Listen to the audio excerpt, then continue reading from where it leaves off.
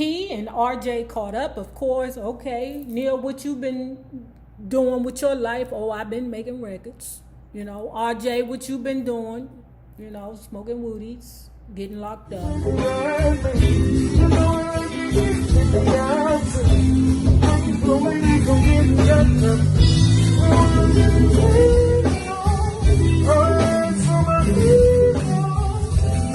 Hello, lovers. If you have not already done so, please make sure that you like, share, and subscribe because it is so important to my success here on the YouTube.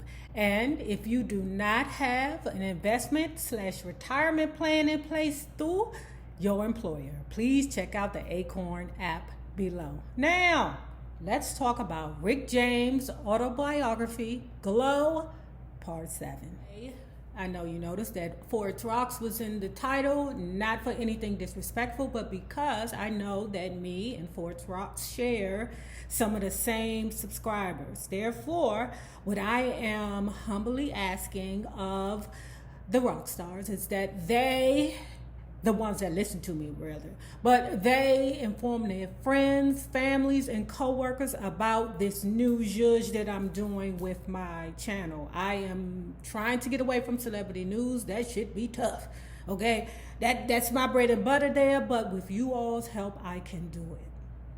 And also what I noticed is that Rox is also starting a book club, but she's doing it on her Patreon. Good job, because YouTube is not paying no money and you got to get that shit from somewhere, okay? So, shout to La Vista to Rox. So here we are, we picking up where we left off. This ninja on his way to LA. Child, this nigga ain't got a plan or a peace pipe. So here we are, it's the end of the 60s and the beginning of something new. He is here in LA and there's hippies everywhere, goddammit. They own everything, or at least they done took over every goddamn thing, you know. I can't be too mad at him because I really do think in my heart I'm a hippie too. I just don't do drugs, okay? But I am a free-thinking person. Maybe because my great-grandmother was a gypsy. Anyway, that's my story. You don't want to hear that. The hippie vibe in LA is different from what was in Toronto, Montreal, Buffalo, New York. It's openly accepted, okay? You can see hippie camps everywhere. And the people wasn't throwing rocks at him. He believes that's because LA was just an old laid back place. Ricky James say that it is free love and free joints everywhere. Okay, this is his place and he can dig it. When you get high so much, do you even remember what it's like not to be high? But hold on. Bruce Palmer, his friend from Toronto, you remember the one of the two that made it big with their band in LA, picked him up from the airport. Bruce picked him up from the airport in a brand new Mustang convertible. He loved it, you know. He's taking in and soaking in all that California sun, and what Bruce says to him, I need you to meet my man Stephen. Stephen is the magic ingredient to our band that sets us apart from the rest. Now, in Rick James' mind, he's saying, our band, am I included in this band? He's saying it to himself because he don't want to be overzealous and be like, oh yeah, we back and popping, because you don't know. So I need to hurry up. This goddamn wig getting tight. But okay, we back at the crib, all right? The Mustang then reached the crib. Stephen greets him at the door and says, hey, little Ricky, I'm glad to meet you. I heard a lot about you. RJ says, same here. Another bandmate by the name of Richie Fury said, okay, we got the infamous little Ricky from Toronto. RJ responds back, well, I'm not so famous and I'm not so little either, brother. Ricky felt like it was an old ego thing, that his ass was over there ego tripping, and maybe he felt that RJ was a threat to him and his positioning. Child, but also what RJ said was that Richie Fury had very little to say to him. So Bruce stands up and goes, well, we need to go see Neil. Neil Young is one of the other bandmates that he played with back in his Sailor Boys Minor Birds days. So they head over to Bruce's log cabin. He and RJ caught up, of course. Okay, Neil, what you been doing with your life? Oh, I've been making records. You know, RJ, what you been doing? you know, smoking woodies, getting locked up. All the while, Stephen is sitting there, you know, watching in the cut. RJ Instincts is saying, "Oh, that's Stephen. That motherfucker's bad news." But what he said was that eventually him and Stephen were going to have a good, solid, cool relationship eventually. But right now, Stephen just wasn't feeling his ass, and neither was that nigga Richie Fury. Child, I think they felt threatened, you know, because they talk so much. Hold on while I adjust this wig. Okay. I think they felt threatened because people spoke so highly about RJ. So the next stop was to this dude named David Crosby house. Oh, his weed was the stress reliever. Child, oh my God. David said, "You want some clear acid?" RJ said, "Nah, I'm going to do that heavy stuff." Or is acid considered heavy? I don't know. I don't do drugs like that or drugs like that. But David said, "You want some clear acid?" RJ says, "Not yet, brother. Not yet. Let me get my burn straight before I start doing that heavy stuff." Now, the next stop was this place called The Whiskey. It was a go-go. Y'all, DC, DMV, not the go-go like our go-go. I think their go-go's is like, you know, a place where you go, you know, and it's music, drugs, and bitches dancing on tables. That's what I think their go-go is. I don't know. If you guys know, put it below. If you've ever been to a go-go before, not DC go-go's, not a DMV go-go, but back in the day, 70s go-go. I don't know what that shit is about. I don't know. RJ, he's standing in line like his ass got money. He get to the front door. "I ain't got no money, brother." David said, "Don't worry about it. You good here, brother." David, you know, they just met each other, but you know, rich motherfuckers, that's what they do. Pay for shit until they get mad at you and throw you the fuck out of his house. So David Crosby paid his way and told him no worries. RJ watched the bands play. You know, he's being cool but envious, okay?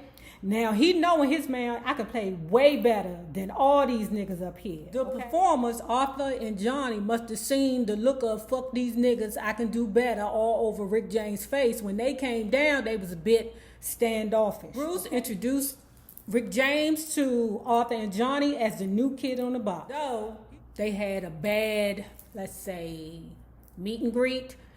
Just like he eventually became good friends with Stephen, he eventually became good friends with Johnny. At another event, Ricky meets a young lady by the name of Jade, who lives with another artist by the name of Donovan.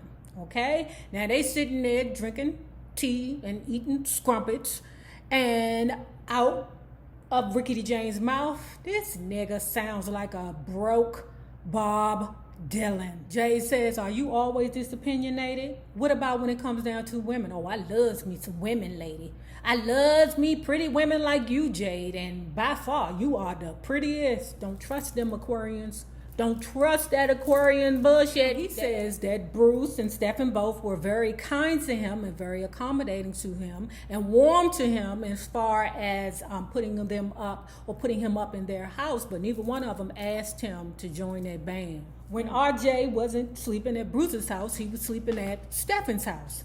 Listen, I can't do that. I can't do that. How the hell you go from pillar to post? I can't do that. Is that what happened? And I know you like, Nate, didn't you say earlier your great-grandmother was a gypsy? I did, so let me leave that there. Wow. So over Stephen's house one day, he met Donovan, you know, the motherfucker who was the broke Bob Dylan, and learned that Jade was actually Donovan's ex-girlfriend. You know Ricky ain't say shit because you know he fucked her. He fucks everybody. So now here goes something. Child, this goes into history. But see, I'm telling you, this Ricky James, he always got something good for you, baby. He always got something good. So anyway, listen. One night he was crashing over Steven's house, right? You know, he on the couch, you know, hung over from whatever it was that he was taking. He wakes up, right? And over there, sitting Indian style, was this white dude with his hands, you know, down by his side, and blood was running from his wrist, okay? Ricky James is like, "What in the nigga?" The dude stands over, looks over at Rick and said, "Isn't the blood so beautiful?" Rick, he's shocked and appalled. He's shocked and all that. He jumps up and go into the room with Stephen. Okay, Stephen had him an old bad bitch. He ain't gonna say her name. I wonder why.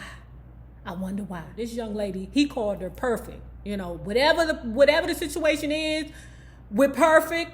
I don't know why he wouldn't say her name. Stephen jumps up and was like, oh, Lord, this ninja done tried it again. So they ran to the room, bandaged him up. He's still high as booty cool. Hey, everybody. Hi, can you see the pretty birds and the pink elephants in the room? He's still sitting there, but the blood is so beautiful. You know, Rickety James, he's shocked and all. Stephen looks up at him and says, Rick James, meet Jim Morrison. Ooh.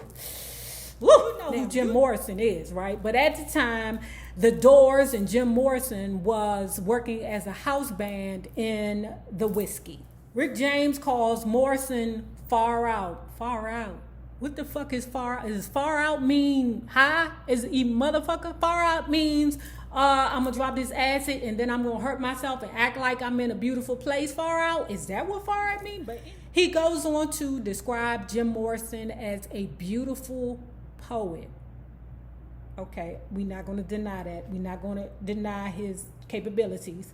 But they would talk, you know, once he pulled himself together and realized, bitch, you ain't dead. They would talk back and forth about their experiences. Jim Morrison and Rickety James. Now, when Jim Morrison found out that Rickety James, you know, got thrown out of Motown, okay, he was very intrigued about his interaction with Marvin Gaye, Stevie Wonder, and all those people because he liked rhythm and blues also. The next day, all of them woke up and got the idea that they was going to go to Disney World.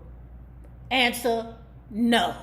Disney World was like, if you don't get your hippie asses the hell out of here, y'all can't come back in here until y'all change y'all clothes. So one day, child, Rick James Chronicles, child. So one day was in Jim Morrison's dressing room and said, brother, would you like a mint? I'm saying to myself, and he trying to say that his breath was stinking. Rickety James goes, sure. Wrong. What you don't do is take a goddamn breath mint from a fucking junkie. Okay. You know, Rick James is like, okay, this tastes sour, tastes sweet, tastes, you know, different. Morris said, oh yeah, it's acid. You're welcome. Rick James say, well, fuck, I'm in it. Might as well go through it. So in walks Jade. Perfect timing, you know. She like, James, Rick James, you look fucked up. He like, I am. Morrison say, I gave him a mint. You want one? She said, hell yeah, I want one.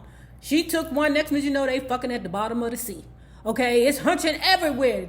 Forget the fact that he is, you know, cool with Donovan, you know, her ex-boyfriend. All he know is that he has booty cool, you know, hunching at the bottom of the sea next to Sigmund the sea monster.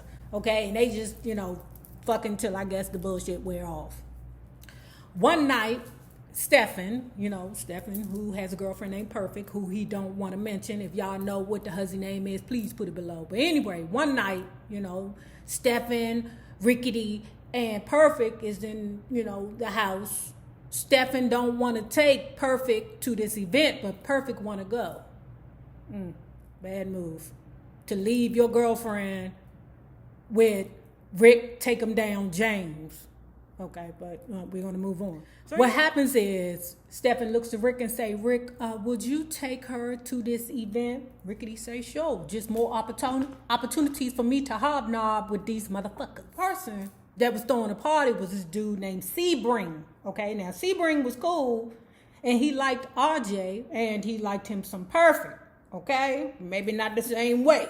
All right, but, you know, he liked them both. Over the house of Sebring, he said this is where he met Sammy Davis Jr. and Steve McQueen. So they went back to Sebring's house to party a couple of times. Now, Ricky James, now he's a very observant motherfucker. He might be high, but he is observant. What he realized was that Perfect wanted his D, okay, and the dude Sebring wanted Perfect speed. Rick James was like, oh, ain't nothing between me and my career but space and opportunity. Perfect, come here, girl. Let me talk to you.